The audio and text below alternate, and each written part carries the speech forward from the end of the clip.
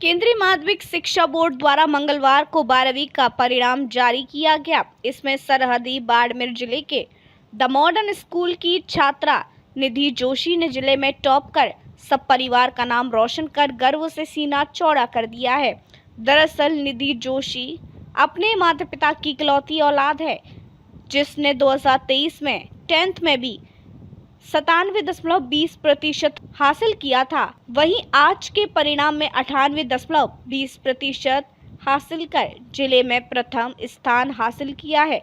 हालांकि निधि जोशी साइंस वर्ग की छात्रा है, जिसके 12th के परिणाम में जीव विज्ञान में 100 अंक, रसायन विज्ञान में 100 अंक, फिजिकल एजुकेशन में 99 अंक, भौतिक विज्ञान में 95 और अंग्रेजी में 97 अंक हासिल किए। निधि जोशी का कहना है कि शुरू में एग्जाम की तैयारी रखी, जैसे एग्जाम नजदीक आए वैसे ही पढ़ने के समय बढ़ाया और दिन में 10 घंटे पढ़ाई के समय सारणी बनाई। साथ ही उसने कहा कि पढ़ाई के लिए हर विषय की नोट्स बनाकर पढ़ना और पुराने एग्जाम में पेपर सॉल्व करना, जो कि बहुत फायदेमंद रहा। निधि का सपना IAS बनने का है। निधि ने सफलता का श्रेय अपने परिजनों और शिक्षकों को दिया। मेहनत 1% बढ़ा, ठीक है। 10th में 97.2 और 98.2, फिर भी जगह वही हुई डिस्ट्रिक्ट टॉप। कितनी खुशी हो रही है, कितनी मेहनत करनी पड़ी? खुशी बहुत ज़्यादा हो रही है और मेहनत तो ऑब्वियसली करनी ही पड़ती है, बिकॉज साइंस सब्जेक्ट है। वहाँ पे सब चीज़ें बहुत ज़्यादा प्रैक्टिकल होती हैं, तो कॉन्सेप्चुअल चीज़ पे ध्यान देना पड़ता है। बाकी दोनों ही चीज़ें, मेहनत भी है और लक भी होता है थोड़ा बहुत तो, और टीचर्स की मेहनत, मेरे परिवार की मेहनत और मेरी मेहनत। मतलब कोचिंग नहीं की, कोई ट्यूशन नहीं की, सेल्फ स्टडी पे ही फोकस रखा आपने, ठीक है। कितने घंटे और क्या क्या टिप्स रहते थे कि सब हाँ ये पढ़ना है, यहाँ टाइम वेस्ट नहीं करना है, क्या करना है? मैंने कभी घंटों पे ध्यान नहीं दिया कि मैं इतने घंटे पढ़ूंगी आज। मैंने ये ध्यान दिया कि मेरे को आज इतना टॉपिक करना है। जैसे मैंने 10th में भी बोला था कि मेरा टारगेट है एक दिन में मेरे को इतना पढ़ना है। फिर रेगुलरली ऑन एवरेज 9 से 10 घंटे होता था, पर कभी कभी 5 से 4 घंटे भी हो जाता था, कभी कभी 12-13 घंटे भी हो जाता था, तो वो फिक्स नहीं था। और टिप्स वगैरह यही है कि हमारे साइंस के सारे सब्जेक्ट्स में कॉन्सेप्चुअल चीज़ें बहुत है, समझो अच्छे से, तो चाहे कितना भी हार्ड क्वेश्चन हो आप उन्हें सॉल्व कर पाओगे। जैसे कि फिजिक्स का पेपर बहुत हार्ड था, कॉन्सेप्चुअल था, बट सही है, अगर आपके माइंड में सारी चीज़ें क्लियर है तो आप उन्हें अच्छे से कर सकते हो। नॉर्मल डे के अलावा जिस वक्त एग्ज़ाम का टाइम था, उस वक्त रूटीन चेंज होता था?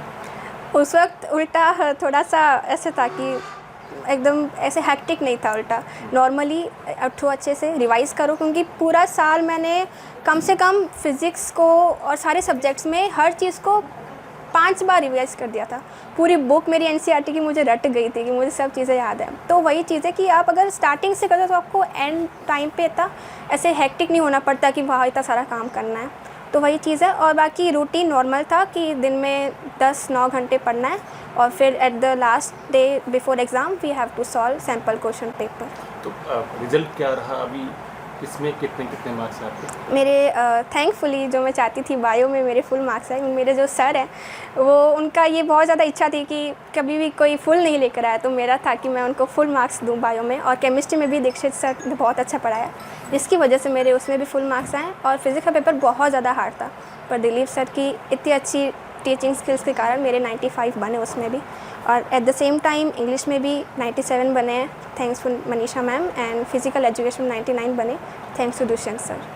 10th में 97 थे, लेकिन 11th में 96 हो गए थे, गिर गए थे, वो क्यों?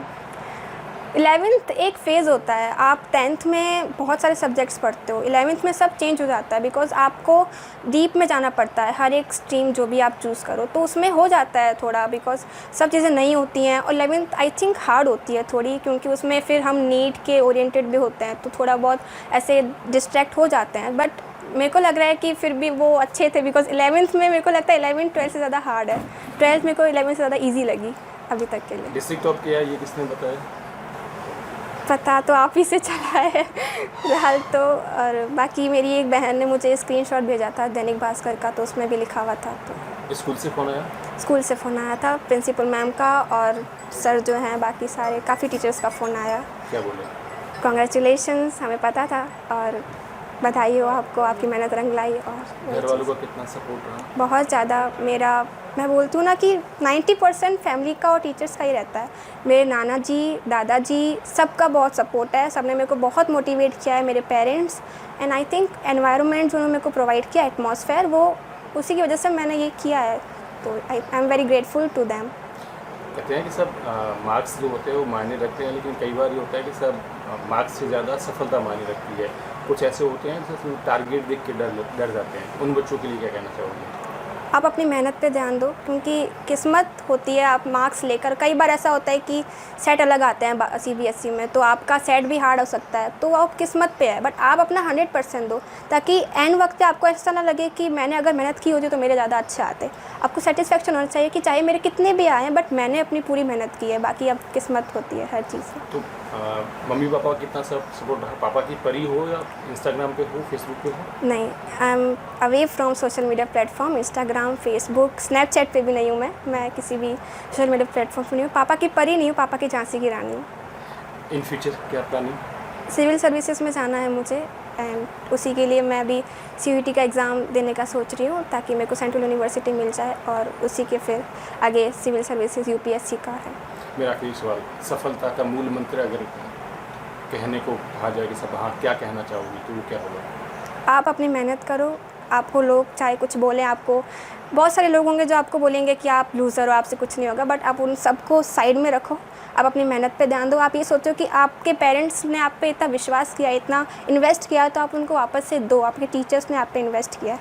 और बाकी खुद पे विश्वास रखो, जो मेरे को मेरी प्रिंसिपल मैम ने सिखाया है, because I was not that much confident child, but उन्होंने मुझ में कॉन्फिडेंस बिल्डअप किया है। Thank you very much. और खुद पे विश्वास रखो, बाकी दुनिया जो कहे छोड़ो, और अपनी मेहनत करो। फिर रिजल्ट तो वैसे भगवान के हाथ में होता है, आप कुछ नहीं कर सकते उसमें। जागरूक टाइम्स के लिए बाड़मेर से ठाकरा राम मेघवाल की रिपोर्ट।